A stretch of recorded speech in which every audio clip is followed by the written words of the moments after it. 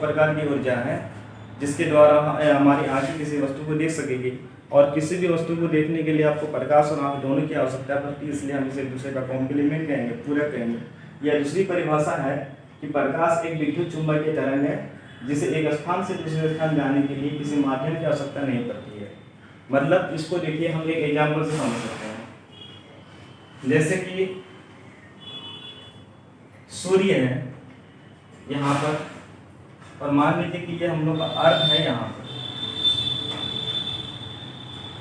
तो सूर्य से जो है किरणें निकल करके पृथ्वी में आती है।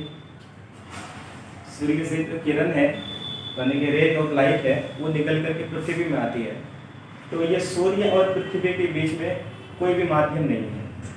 वहां पर क्या है कि यहाँ पे माध्यम कुछ भी नहीं है,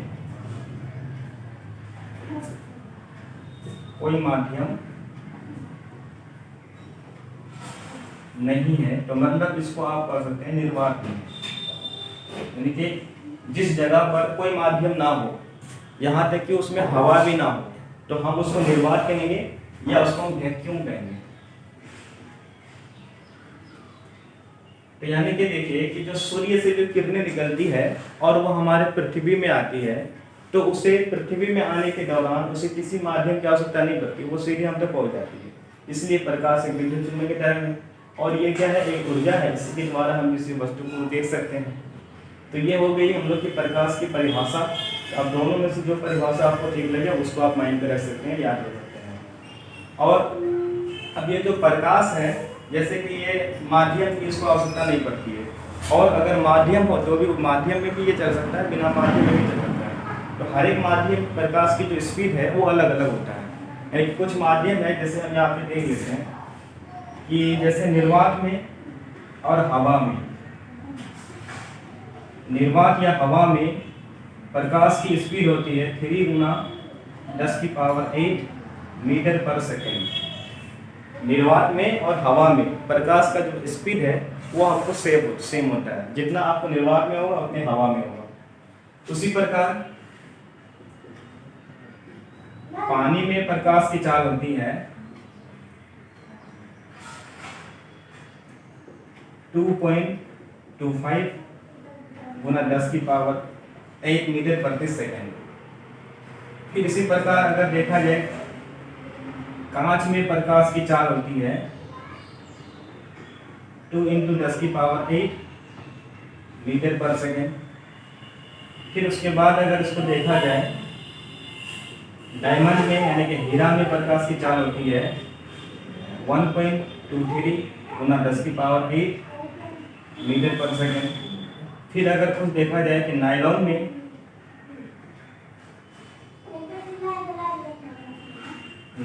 प्रकाश की चाल होती है 1.96 गुना 10⁸ मीटर पर सेकेंड। तो ये हमको यहाँ कुछ माध्यम है, इतने माध्यम में आप अगर इसको याद रख लेते तो ये काफ़ी एनफ है। निर्वात में हवा में 3 × 10⁸, पानी में हो गया 2.25 गुना 10⁸, कांच में हो गया 2 गुना 10⁸, हीरा में हो गया 1.23 गुना 10⁸, और नायलॉन में हो गया 1.96 गुना 10⁸। अब सवाल इसमें ये आता है कि प्रकाश की जो स्पीड है वो सबसे ज़्यादा किस में होती है और सबसे कम किस में होती है। तो आपको यहाँ पे यहीं पे मिल जाएगा कि प्रकाश की स्पीड जो है वो सबसे ज़्यादा हवा में या निर्वात में होती है। प्रकाश की सबसे ज़्यादा स्पीड किस माध्यम में होगा, तो वो आपको या तो हवा में होगा या तो निर्वात में होगा। इसी प्रकार अगर सबसे अधिक स्पीड अगर आपको हवा या निर्वात में है तो सबसे कम भी किसी में ना किसी में होगा। तो सबसे कम होता है आपको हीरा में, यहाँ पर प्रकाश की स्पीड सबसे कम होगी, मिनिमम होगी।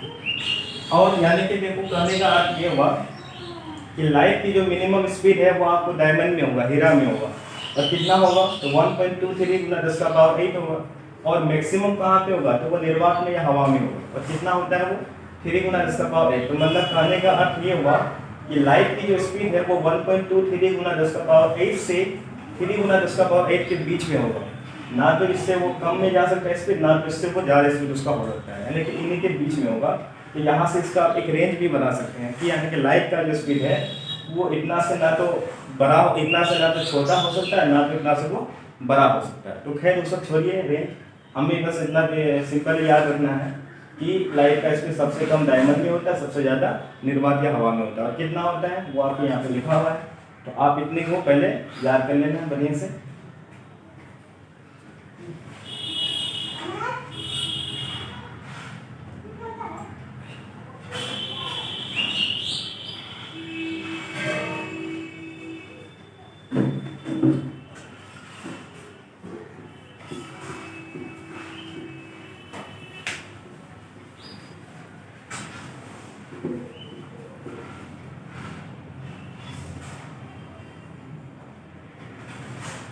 अब हम लोग आते हैं प्रकाश। तो हमने देख लिया कि प्रकाश क्या है और कि कौन सी माध्यम में प्रकाश की स्पीड कितनी होती है। अब हमें देखना है जो चैप्टर का नाम है कि प्रकाश का अपवर्तन, अब उसे समझना है। तो ये प्रकाश का अपवर्तन समझने से पहले आपको समझना पड़ेगा इंटरफेस।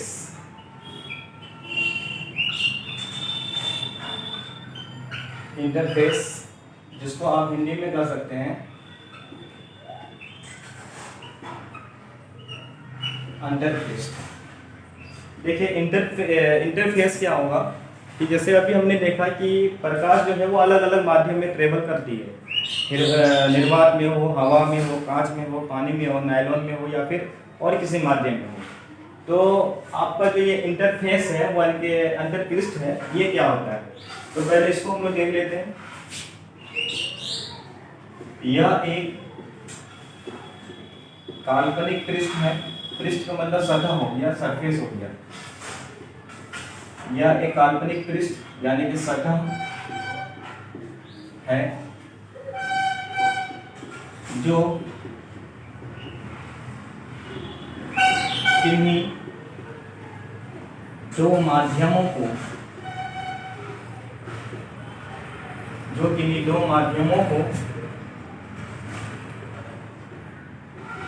अलग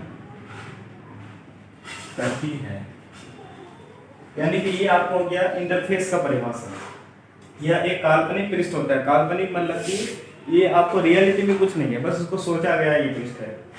तो यह एक काल्पनिक पृष्ठ या सरफेस है जो किसी दो माध्यम को अलग करने का काम करती है। कहने का मतलब ये हुआ कि जैसे मान लो कि ऊपर में है हम लोग का वायु और यहाँ पे एक ऐसा सरफेस होगा जो इस वायु और पानी को अलग करेगा। वायु एक माध्यम है, पानी भी एक माध्यम है। अब ये दोनों माध्यम में आपको ये जो दोनों माध्यम है तो कहीं ना कहीं एक दूसरे को ये अलग करेगा। जैसे पानी का जो ऊपरी सरफेस है वही इसको अलग करेगा, ऊपर में वायु हो गया, नीचे में पानी हो गया। तो वही काल्पनिक सरफेस जो है वो हम लोग का कहलाएगा इंटरफेस। यानी कि जैसे वायु और पानी एक दूसरे को जो अलग करती है उसी को हम बोलेंगे इंटरफेस।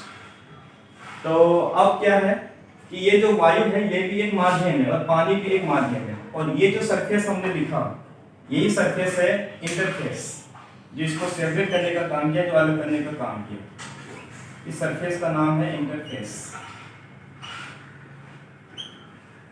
अब देखना ये है कि जैसे कि पानी भी एक माध्यम है, वायु भी एक माध्यम है, कांच भी एक माध्यम है। तो अब इनमें से ये जो माध्यम है इस माध्यम को दो भाग में डिवाइड किया गया है। माध्यम को दो भाग में डिवाइड किया गया है।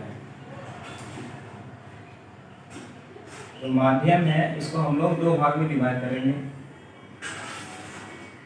एक होता है सघन माध्यम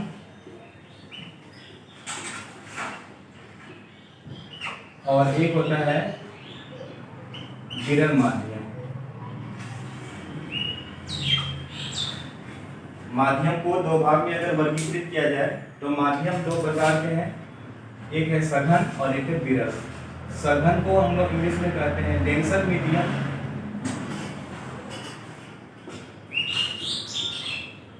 और विरल को कहते हैं रेरर मीडियम। अब ये सवाल आता है कि सघन माध्यम हम किसको कहेंगे और विरल माध्यम हम किसको कहेंगे। तो देखिए कि सघन माध्यम मतलब क्या हुआ, कोई भी दो माध्यम जिसके बीच में आपको कंपेयर करना है कि ये सघन है वो विरल है, तो आप सिंपली उसमें जो है जिस दो माध्यम में आपको कंपेयर करना है दोनों माध्यम में आप लाइट की स्पीड को देख लीजिए। जैसे मान लीजिए कि हमें वायु में और पानी में कंपेयर करना है कि इसमें से कौन सघन होगा और कौन विरल होगा। तो हमें सिंपली करना कुछ नहीं है, आपको दोनों माध्यम में जो लाइट की स्पीड होता है बस उसको माइंड पे लाना है। जैसे कि वायु में पानी लाइट की स्पीड कितना होता है, वायु में लाइट का स्पीड होगा 3 गुना 10⁸ मीटर प्रति सेकंड। और पानी में कितना है ये भी आपको मालूम होगा, पानी में लाइट का स्पीड है 2 गुना 2.5 गुना 10⁸ मीटर पर सेकंड। अब हमें इन दोनों में अगर कंपेयर करना है कि वायु में और पानी में कौन सघन होगा और कौन विरल होगा, तो हमें क्या करना है, बस दोनों में जो लाइट का स्पीड है उसे हमें कंपेयर करना है, उसे देख लेना है। अब इसमें जिस माध्यम का या जिस मीडियम में लाइट की स्पीड अधिक होगा उसको हम बोलेंगे विरल माध्यम, और जिस माध्यम में लाइट की स्पीड कम होगा उसको बोलेंगे सघन माध्यम। यानी कि अगर हम वायु में और पानी में कंपेयर करें तो हम लोग का ये जो वायु है ये हो जाएगा सघन माध्यम, ये वायु जो है ये हो जाएगा विरल माध्यम,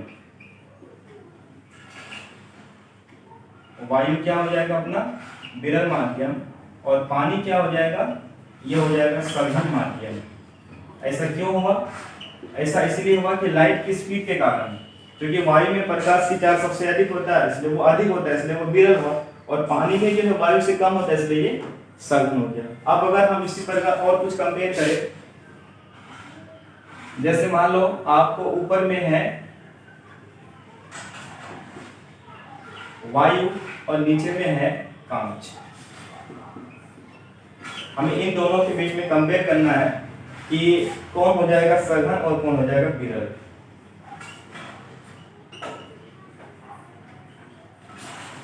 इनके बीच में कंपेयर करना है कि कौन होगा सघन और कौन होगा विरल। तो फिर वही चीज कि वायु में प्रकाश का चार्ज इतना है, पानी में इतना है, कांच में इतना होता है, वो भी आपको मालूम है। तो कांच में प्रकाश की जो चार्ज है वो है 2 गुना 10⁸ मीटर पर सेकंड। अभी कंपेयर करना हमें किसके बीच में, वायु और कांच के बीच में। तो वायु में कांच से प्रकाश की चार्ज अधिक है तो इसका मतलब वायु हम लोग का हो जाएगा विरल, और कांच में कम है तो ये हो जाएगा सघन। इस प्रकार हम कह सकते हैं कि माध्यम को 2 भाग में वर्गीकृत किया जाता है, एक होता है सघन माध्यम, एक होता है विरल माध्यम। अब इसमें आपको कंपेयर करके मालूम कर लेना होगा कि उन दोनों माध्यम में से किसको हम सघन कर सकते हैं, किसको हम विरल कर सकते हैं। तो ये हो गया हम लोग का इंटरफेस। अब इसके बाद हम लोग आते हैं रिफ्रैक्शन ऑफ लाइट, यानी अब जो हम लोग का चैप्टर का नाम है उसमें इंटर कर रहे हैं।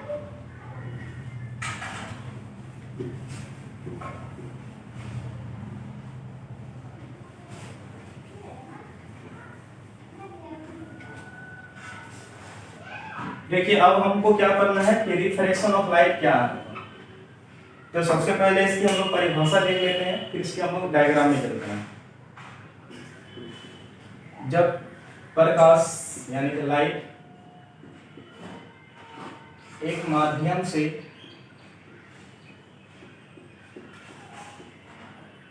दूसरे माध्यम में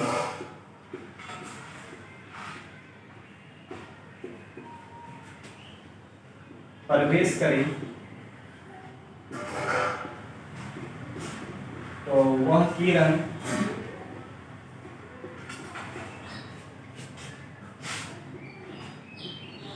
अपनी वास्तविक मार्ग से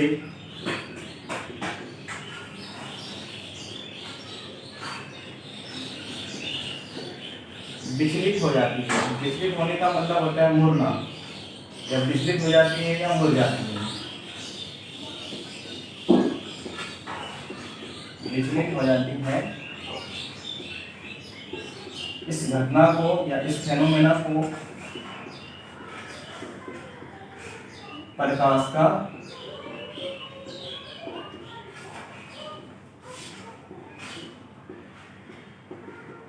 अपवर्तन कहा जाता है। यानी कि देखिए आप कि जब प्रकाश एक माध्यम से दूसरे माध्यम में प्रवेश करे तो वो किरण अपने वास्तविक मार्ग से क्या होती है, विचलित हो जाती है या वो मुड़ जाती है। इसी घटना को हम प्रकाश का अपवर्तन कहेंगे। अब देखिए इसको हम थोड़ा सा डायग्राम से समझते हैं। ये जैसे मान लो कि ये आपका एक इंटरफेस है, ऊपर में है माध्यम हवा और नीचे में माध्यम है पानी। दो माध्यम में अभी प्रकाश को हम लोग हवा से पानी में इंटर कराएंगे।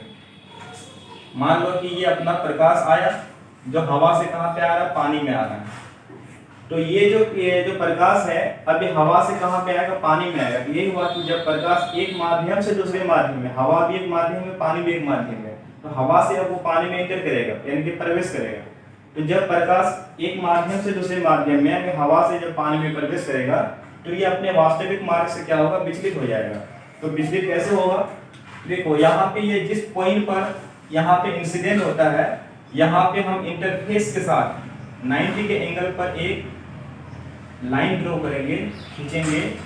इस लाइन का नाम हो जाएगा नॉर्मल यानी कि अभिलंब हो जाएगा। जिस इंटरफेस के जिस पॉइंट पर ये हमारा रे इंसिडेंट होगा वहां पे हम एक नॉर्मल ड्रॉ करेंगे, अभिलंब खींचेंगे वहां पर। और उसमें ये देखना है अब हमें कि ये जो किरण है, ये किरण अगर यहाँ पे अपवर्तन की क्रिया ना होता तो ये किरण ऐसे करके सीधा निकल जाता है, लेकिन अब ये सीधा नहीं निकलेगा क्योंकि यहाँ पे माध्यम में परिवर्तन हुआ है। तो मतलब अब ये किरण क्या होगा कि ये किरण अब ऐसे करते हुए निकलेगा, ये किरण ऐसे करके आएगा और ऐसे करके निकल जाएगा। तो यहाँ पे हमने क्या देखा कि ये जो किरण है ये ऐसे करके आना था, इसको सीधा निकलना था, ये सीधा नहीं निकलेगा। अब थोड़ा सा क्या होगा, ये डेविएट हो जाएगा, ये थोड़ा सा विचलित हो जाएगा, मुड़ जाएगा। इसी फेनोमेना को हम क्या कहेंगे, प्रकाश का अपवर्तन कहेंगे। अब इसी को हम एक दूसरे केस में देखते हैं फिर। तो ये हो गया इंटरफेस, इसी को हम एक फिर दूसरे केस में देख लेते हैं। जैसे कि ये अपना इंटरफेस हो गया, ऊपर में माध्यम हवा है और नीचे का माध्यम पानी है। वही सेम है, ऊपर में हवा है, नीचे में पानी है। तो यहाँ पे हमने क्या देखा कि जो लाइट है तो हम लोग का हवा से कहाँ पे आ रहा था, पानी में आ रहा था। अभी हम इसको अपोजिट कर लेंगे। अब ये जो लाइट है हमारा वो पानी से कहाँ जाएगा, हवा में जाएगा। इसको हम लोग अपोजिट कर लेते हैं। अब यही लाइट पानी से अब हवा की हो जाएगा। तो फिर वही लाइट, ये हो गया हम लोग का इंसिडेंट होने वाला लाइट। तो यहाँ पे ये लाइट क्या हो रहा है, इंसिडेंट हो रहा है। तो अब देखिए ये लाइट अगर यहाँ इंसिडेंट हुआ तो जिस पॉइंट पर ये इंसिडेंट हुआ उस पॉइंट पर हमें एक नॉर्मल खींचना है, एक अभिलंब खींचना पड़ेगा जो इंटरफेस के साथ में 90 डिग्री का एंगल बनाएगा। ये हो गया हम लोग का नॉर्मल। अब सोचना आप ये है, देखिए अगर यहाँ पे पानी से हवा में नहीं जाता, माध्यम में परिवर्तन ना होता तो ये किरण कुछ प्रकार का सीधा निकल जाता है, ये किरण ऐसे सीधा निकल जाता है। लेकिन अब ये ऐसे नहीं जाएगा क्योंकि यहाँ माध्यम में कुछ बदलाव आया, माध्यम में चेंज आया है। तो माध्यम में जब भी चेंज आता है तो वहां पे रिफ्रैक्शन की घटना घटती है। अब ये लाइट आपको ऐसे नहीं जाएगा, कैसे जाएगा, ये लाइट अब ऐसे जाएगा। तो ये वाली रेंज जो हमारे सोर्स ऑफ लाइट से निकलती है इसको हम लोग कहते हैं इंसिडेंट रे। इसको कहेंगे इंसिडेंट रे। हिंदी में अगर इसको कहना है तो ये हो जाएगा आपतित किरण।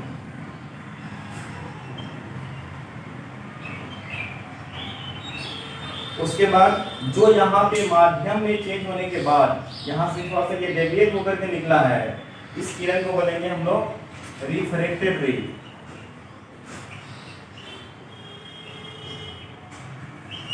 इसको कह सकते हैं आप अपवर्तित किरण। और ये वाली लाइन जो इंसिडेंट के साथ 90 के एंगल पर है, इसको आपको मालूम है आपको क्या करना है, इसको हम लोग बोलते हैं नॉर्मल। इसको हिंदी में हम कह सकते हैं अभिलंब। उसके बाद अब आप यहाँ पे ये देखना है कि ये जो इंसिडेंट रे है, ये इंसिडेंट रे नॉर्मल के साथ कुछ एंगल का फॉर्मेशन करती है। इस एंगल को हम लोग कहते हैं एंगल आई और इसको हम लोग बोलते हैं एंगल ऑफ इंसिडेंस। उसी प्रकार ये जो आपको नॉर्मल है और ये जो रिफ्रैक्टेड रे है, इसके बीच में भी एक एंगल का फॉर्मेशन होता है, इसको बोलते हैं एंगल आर। इसको बोलते हैं एंगल ऑफ रिफ्रैक्शन। ये हो गया एंगल ऑफ इंसिडेंस, ये एंगल ऑफ रिफ्रैक्शन। तो ये एंगल आई हुआ और ये एंगल आर हुआ। सेम सिचुएशन आपको यहाँ पर भी आएगा। ये हो गया इंटरफेस,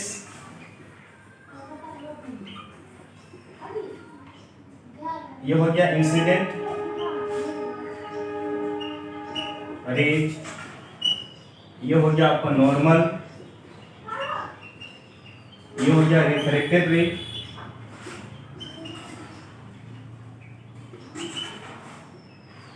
ये आपका नॉर्मल और इंसिडेंस एंगल के बीच में जो एंगल फॉर्मेशन होता है एंगल आई कहेंगे, और यहाँ नॉर्मल और इसके बीच में जो एंगल का फॉर्मेशन होगा उसका एंगल आर कहेंगे। तो सेम आपको प्रोसेस है।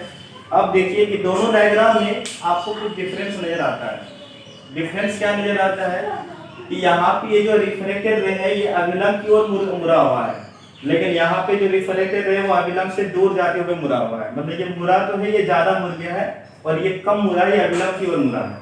तो ऐसा क्यों हुआ? ऐसा हुआ ये माध्यम की वजह से। देखिए यहाँ पे हमने क्या किया कि लाइट को हवा से पानी में लाया, तो इसका मतलब इसको हम लोग विरल से सघन में लाए। जब लाइट विरल से सघन में प्रवेश करेगा, अभी किस में आया? ये विरल से सघन में आया, लेकिन यहाँ पे जस्ट ऑपोजिट है, पानी सघन हुआ, हवा माध्यम में, हवा विरल हुआ। तो यहाँ पे ये लाइट है, ये आपको सघन से विरल में गया हुआ है, यही इसका ऑपोजिट है, ये इसका उल्टा, इसी वजह से ऐसा हुआ है। जब लाइट विरल माध्यम से सघन माध्यम में एंटर करेगा, प्रवेश करेगा, तो उस समय ये जो रिफ्लेक्टेड रे है ये नॉर्मल की तरफ झुक जाएगा, नॉर्मल की ओर ये क्या होगा? रेडिएट हो जाएगा। लेकिन जब ये सघन से विरल में जाएगा तो ये नॉर्मल से दूर होकर के निकलेगा। यानी कि यही आपको कंडीशन होगा कि जब विरल से सघन में जाएगा तो ये क्या हो जाएगा? टुवर्ड्स द नॉर्मल, मतलब कि ये नॉर्मल की ओर मुड़ जाएगा। और जब यही लाइट आपको सघन से विरल की ओर जाएगा तो ये क्या होगा? अवे फ्रॉम नॉर्मल, इसका हुआ अवे फ्रॉम नॉर्मल, मतलब कि ये हुआ टुवर्ड्स, मतलब क्या हुआ कि ये नॉर्मल की ओर झुक जाएगा, और अवे फ्रॉम नॉर्मल मतलब ये अभिलंब से दूर हटेगा। तो ये हुआ इसका रीजन कि जब आपको कोई भी लाइट एक माध्यम से दूसरे माध्यम में प्रवेश करता है तो उसका जो वास्तविक तो वो जो किरण है, वो जो लाइट है, वो अपने वास्तविक मार्ग से थोड़ा सा डेविएट हो जाता है। इस घटना को बोलते हैं रिफ्रैक्शन ऑफ लाइट। जब ये लाइट विरल माध्यम से सघन माध्यम में जाएगा तो इसको हम लोग बोलेंगे कि ये टुवर्ड्स द नॉर्मल मुड़ता है, यानी कि नॉर्मल की तरफ मुड़ जाता है। और जब सघन से विरल में जाएगा तो ये अभिलंब से दूर हटके हो जाएगा, अवे फ्रॉम नॉर्मल हो जाएगा।